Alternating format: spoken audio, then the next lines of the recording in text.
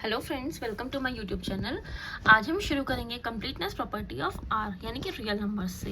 इससे पहले की जो वीडियोस हैं वो आप मेरे पिछले वीडियोस में जाकर मेरे इसी यूट्यूब चैनल पे देख सकते हैं। कंप्लीटनेस प्रॉपर्टी ऑफ आर क्या होती है? This property defined by two operations, addition and multiplication. Completeness property of real number addition और मल्टीप्लिकेशन ऑपरेशन की हेल्प से समझी जा सकती है। सर आर यहाँ पे जब भी हम बोलेंगे तो वहाँ पे होगा वो उसका मतलब set of real numbers and plus set of real numbers. Set of real numbers क्या होते हैं? सेट ऑफ रियल नंबर्स होते हैं set of rational numbers plus set of irrational numbers. R को हम इसलिए यहाँ पे क्या लिख रहे हैं? क्यू यूनियन क्यू डैश, यानी कि सेट ऑफ क्यू मतलब rational number and Q dash is irrational number. तो दोनों का जो सम होता है, यूनियन होता है, उनको मिला के बनता है रेशनल नंबर। यहाँ पे जो इन दोनों ऑपरेशन का एडिशन और मल्टीप्लिकेशन ऑपरेशन की जो प्रॉपर्टी डिफाइंड होती हैं वो टोटल 11 प्रॉपर्टीज होते हैं completeness property of real number में। तो पहली होती है closure property under addition, second commutative property under addition, third associative property under addition, fourth existence of identity of elements under addition, fifth existence of inverse elements of addition. अब आप सोचेंगे कि इनको मैं एक्सप्लेन क्यों नहीं कर रही हूँ, तो इनको मैं एक्सप्लेन अपनी पिछली वीडियो में कर चुकी हूँ। यहाँ पे इनको मैंने एक्सप्लेन किया था अपनी पिछली वीडियो में, जहाँ पे हमने इनके बारे में पढ़ा था algebraic and ordered properties of real numbers में।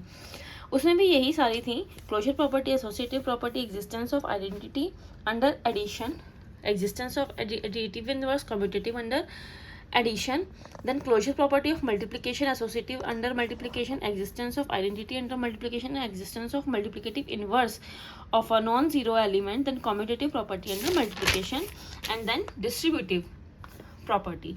तो आप इसको अच्छे से समझने के लिए जहाँ पे मैंने एक्सप्लेन किया हुआ है आप मेरे पिछले वीडियोस को जाकर देख सकते हैं। यहाँ पे हम क्या देखेंगे कि इन सारी 11 प्रॉपर्टीज के साथ साथ जब आगे की जो प्रॉपर्टीज होती हैं वो भी सेटिस्फाई होती है तो हम उनको बोलते हैं completeness property of real numbers. यहाँ पे जो 11 प्रॉपर्टीज हैं वो मैंने आपको पिछली वीडियो में बताया था कि जब 11 प्रॉपर्टीज सेटिस्फाई होते हैं तो हम बोलते हैं कि रियल नंबर एक फील्ड है। उसके बाद नेक्स्ट जो प्रॉपर्टी है वो है ट्राइकोटोमी लॉ। ट्राइकोटोमी लॉ क्या होता है कि ए और बी कोई दो एलिमेंट है रियल नंबर्स के, जहाँ पे अगर ए लेस देन है बी के, या तो ए लेस देन होगा बी के, या फिर ए ग्रेटर देन होगा बी के, या फिर ए जीरो होगा, ए इज इक्वल्स टू होगा जीरो। इसको हम बोलते हैं trichotomy law. Transitive law, transitive law क्या होता है? कोई थ्री एलिमेंट्स होते हैं जो बिलोंग करते हैं रियल नंबर को, ये तीनों एलिमेंट्स बिलोंग करते हैं रियल नंबर्स को, जहाँ पे या तो ए बी से बड़ा होगा, और ए मान लीजिए बी से बड़ा है, बी सी से बड़ा है, तो इसका मतलब ए अगर बी से बड़ा है, बी अगर सी से बड़ा है, तो ये एक सीक्वेंस बन गया। इसका मतलब ये है कि ए सी से भी बड़ा ही होगा। नेक्स्ट प्रॉपर्टी आती है let a b two elements if a is greater than b. अगर ए ग्रेटर देन है बी के, तो अगर हम ए और बी में कोई दोनों में कॉमन सम कर दें तब भी ए प्लस सी बड़ा होगा बी प्लस सी से, और ये तीनों ए बी सी जो होंगे वो रियल नंबर से ही होंगे। नेक्स्ट प्रॉपर्टी आती है कि if a is greater than b, if a is greater than b, तो अगर हम कोई कॉमन नंबर है सी जो कि ग्रेटर देन जीरो है और वो बिलोंग करे रियल नंबर को भी, ये तीनों ही बिलोंग करे रियल नंबर को, तो अगर हम इन दोनों में ए और बी में उस सेम नंबर को मल्टीप्लाई कर दें तो भी ए सी ग्रेटर देन होगा बी सी से, जैसे कि हमने यहाँ पे ऊपर एडिशन में पढ़ा था ऐसे यहाँ पे। लेकिन अगर सी लेस देन जीरो हुआ, यानी कि वो नेगेटिव में अगर चला जाएगा, तो ए सी हो जाएगा less than B C.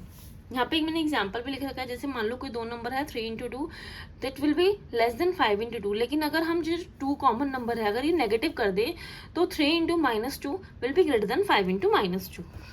Next property आती है the set real number satisfy 11 properties. यहाँ पे जो पूरी प्रॉपर्टी इसको सम अप करके मैंने बताया हुआ है कि लेट आर कोई सेट है रियल नंबर्स का, वो सेटिस्फाई कर दे 11 प्रॉपर्टीज को, जिसमें 5 एडिशन की हो जाए, 5 मल्टीप्लिकेशन की जाए, एक डिस्ट्रीब्यूटिव लॉ हो जाए, तो हम कहेंगे कि आर फील्ड है। और उसके बाद जो 4 प्रॉपर्टीज अभी मैंने डिस्क्राइब करी हैं वो भी अगर फुलफिल हो रही हैं तो हम कहेंगे कि जो आर है वो एक ऑर्डर्ड फील्ड है, और तब हम उसको कहेंगे कि ये है completeness property of real number. Completeness property की डेफिनेशन क्या होती है? Every non empty set of real numbers which is bounded above has supremum in real numbers. कि अगर कोई नॉन एम्प्टी सेट है रियल नंबर के अंदर जो कि बाउंडेड अबव होगा तो उसके अंदर सुप्रीमम भी एग्जिस्ट करेगा। R is complete ordered field, जैसे कि हमने अभी पढ़ा, क्योंकि उसने सारी प्रॉपर्टीज को सेटिस्फाई किया 11 प्रॉपर्टीज को, उसके बाद 4 और प्रॉपर्टीज को सेटिस्फाई किया, तो वो एक कंप्लीट ऑर्डर्ड फील्ड है। और अगर सिर्फ 11 प्रॉपर्टीज को सेटिस्फाई करता तो हम बोलते कि वो एक फील्ड है। पूरी 11 के बाद 4 और उसने यहाँ पे जो प्रॉपर्टी से सेटिस्फाई किया तो हम बोलेंगे कि वो एक कंप्लीट ऑर्डर फील्ड है, इसीलिए इसको completeness property of real numbers बोला गया है। Rational number is not complete ordered field. जो रेशनल नंबर होते हैं वो कंप्लीट ऑर्डर फील्ड को फुलफिल नहीं करते सारी प्रॉपर्टीज को। तो रियल नंबर और रेशनल नंबर में क्या डिफरेंस होता है? रियल नंबर और जो रेशनल नंबर है दोनों फील्ड होते हैं, दोनों ऑर्डर्ड स्ट्रक्चर होते हैं, लेकिन कंप्लीटनेस प्रॉपर्टी सिर्फ रियल नंबर फुलफिल करते हैं, रेशनल नंबर्स नहीं करते, क्योंकि रेशनल नंबर बाउंडेड अबव नहीं होते। Every non-empty set of real numbers that has upper bound also has supremum, यानी कि least upper bound in real number। कोई भी नॉन एम्प्टी सेट है रियल नंबर का, अगर वो अपर बाउंड है तो उसमें सुप्रीमम भी होगा। This property is also called supremum property of real numbers.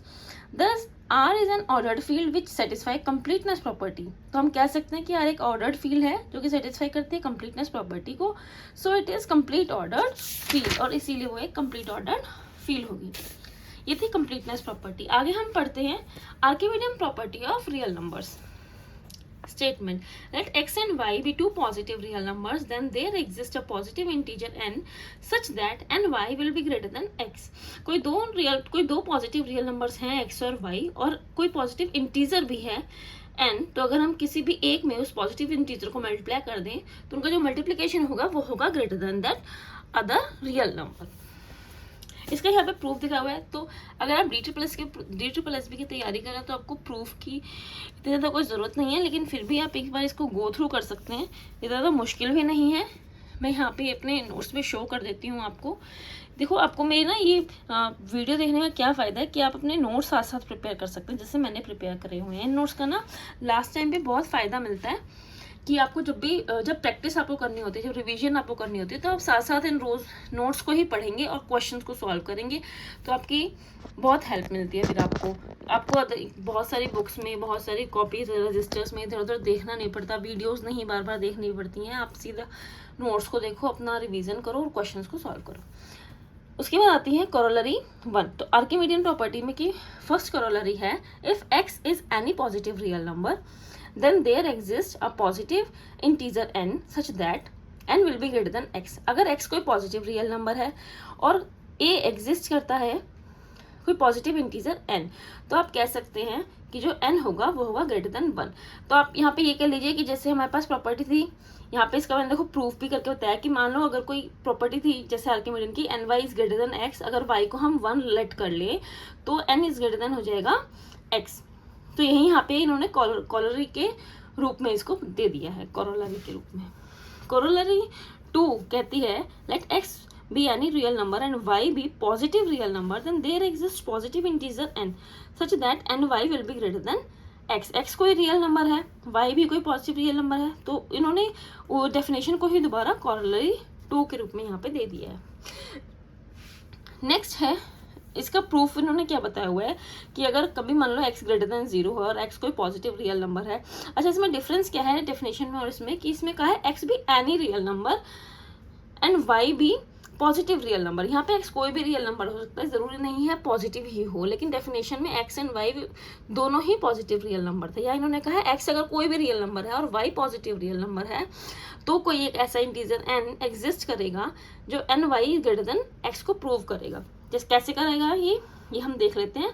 अगर x है ग्रेटर देन 0, यानी कि अगर x पॉजिटिव है तो y will be greater than 0, क्योंकि y तो पॉजिटिव है तो वो तो ऑब्वियसली ग्रेटर देन 0 ही होगा।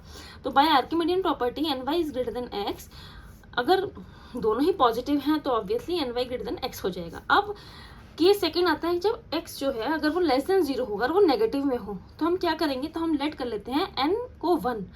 तो यहाँ पे हमारे पास फॉर्मूले में होता है एन वाई, तो हमने अगर यहाँ n को 1 ले लिया तो यहाँ पे बच गया y, and 1 multiply y will be y। और y तो पॉजिटिव है तो ये तो ग्रेटर देन 0 ही होगा, और x जो है वो लेस देन 0 है, तो यहाँ पे भी हमारी ये प्रॉपर्टी सेटिस्फाई हो गई, n y is greater than x।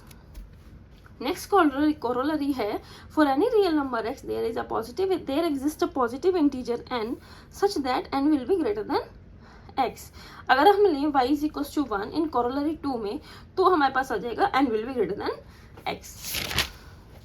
Next है corollary 4, let x be an a real number and m be an integer. मान लीजिए x कोई रियल नंबर है और m कोई इंटीजर है, तो जो इंटीजर होगा वो लेस देन होगा रियल नंबर के। ये यहाँ पे कोरोलरी प्रूव करती है। कैसे? इन्होंने क्या माना है कि अगर मान लो x कोई रियल नंबर है और नेगेटिव x जो है वो भी तो रियल नंबर ही होगा। So there exist an integer n, और कोई इंटीजर है मान लो n, तो अगर वो इंटीजर ग्रेटर देन है -x से, और जब हम इसका माइनस को दूसरी साइड ले जाएं तो क्या हो जाएगा, -n हो जाएगा लेस देन x के।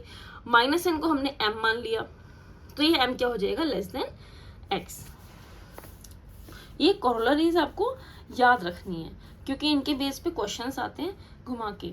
For any epsilon greater than 0 there exist a natural number n0। कोई एप्सिलॉन ग्रेटर देन 0 कोई नंबर है और कोई नेचुरल नंबर है n0 सच दैट, और वो इस तरीके से होगा कि जो एप्सिलॉन होगा वो होगा greater than 1 by natural number 1 by n0 and will be greater than 0। यानी कि जो 1 बाय n0 है, 1 बाय नेचुरल नंबर है, उसकी वैल्यू होगी 0 से लेके एप्सिलॉन तक। जैसे कि आपको पता है एप्सिलॉन भी एक बहुत स्मॉलेस्ट वैल्यू ही होती है। तो ये जो कॉर्नर है ये आपको लर्न करनी है। इसका जो ये फॉर्मूला है, इसका जो रिजल्ट है ये करेक्ट क्वेश्चन में आया हुआ है। यहाँ पे इसको थोड़ा सा प्रूफ करके दिखाया। एक मैं आपको एग्जांपल लेके इसका दिखा देती हूँ, प्रूफ आप साथ साथ देख सकते हैं। एग्जांपल लेके मैं आपको बता देती हूँ कि मान लीजिए एप्सिलॉन जो होता है वो एक बहुत छोटा नंबर होता है, तो एप्सिलॉन को हमने मान लिया 0.01, दैट इज 1/100, और जो नेचुरल नंबर है उसको हमने मान लिया 101। तो 101 विल बी ग्रेटर देन 100। अगर हम इन दोनों का रेसिप्रोकल कर दें तो 1/101 विल बी लेस देन 1/100।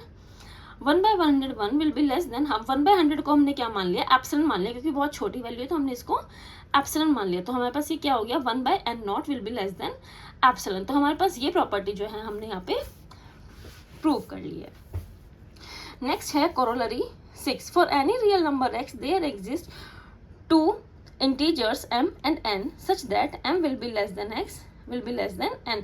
कोई भी रियल नंबर अगर x है, देयर एग्जिस्ट 2 इंटीजर, और वहाँ पे 2 इंटीजर भी एग्जिस्ट करते हैं, तो जो x की वैल्यू होगी वो होगी m से लेके n तक। नेक्स्ट कोरोलरी 7 है। For any real number x there exist a unique integer n such that x की वैल्यू होगी n से लेके n+1 तक। ये तो बहुत कॉमन है, ये तो आपको पता भी होगा कि कोई रियल नंबर अगर x है और वहाँ पे कोई अगर इंटीजर है n, तो जो रियल नंबर की वैल्यू होती है वो n से लेके n+1 तक की होती है। जैसे कि मान लो कोई रियल नंबर आप मान लीजिए 5 और कोई यहाँ पे इंटीजर आप मान लीजिए 4, तो जो 5 की वैल्यू होगी वो कहाँ से कहाँ तक होगी, 4 से लेके 6 तक होगी। तो ये बहुत कॉमन है, ये आपको पता होगा। आगे हम आते हैं density of rational numbers in R। Density क्या होती है रेशनल नंबर की? If x and y are any real numbers with x is less than y। अगर x और y कोई दो रियल नंबर हैं और इस तरीके से हैं कि x जो है वो लेस देन है y के, then there exist a rational number r which belongs to rational number such that r की वैल्यू जाएगी x से लेके y तक। x और y कोई दो रियल नंबर है और कोई रेशनल नंबर वहाँ एग्जिस्ट करता है, तो वो उसकी वैल्यू जो होगी x से लेके y तक होगी। ये एक तरह से ये है कि बीच में कोई रेशनल नंबर है और उसके आसपास क्या है, उसके आसपास दोनों तरफ रियल नंबर है। जैसे कोई भी रेशनल नंबर आप ले लीजिए, मान लीजिए आपने रेशनल नंबर ले लिया 1/3, तो इसके आसपास कौन से रेशनल नंबर्स होंगे, इसके आसपास कोई भी रियल नंबर्स होता है, जैसे 1 से लेके 0 से लेके 1, इस तरीके से।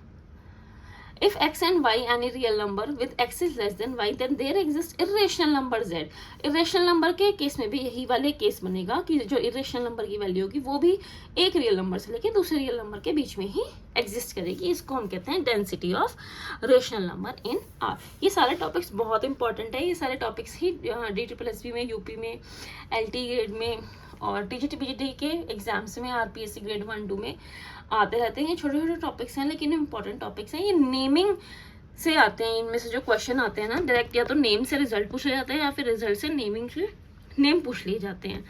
तो इसी तरह से तैयारी करने के लिए नोट्स साथ साथ आपको अवेलेबल होते रहें। इसके लिए अगर आप चाहते हैं तो आप मेरे चैनल से जुड़े रहिए। इसी तरह मैं आपको साथ साथ नोट्स और क्लासेस प्रोवाइड कराती रहूँगी जब तक कि हमारा पूरा, मैं बेसिकली DSSB का सिलेबस लेके चल रही हूँ कि मुझे DSSB का सिलेबस कंप्लीट कराना जितना भी दे रखा है, उसी हिसाब से मैं टॉपिक वाइज अपना नोट्स और क्लास लेके चल रही हूँ।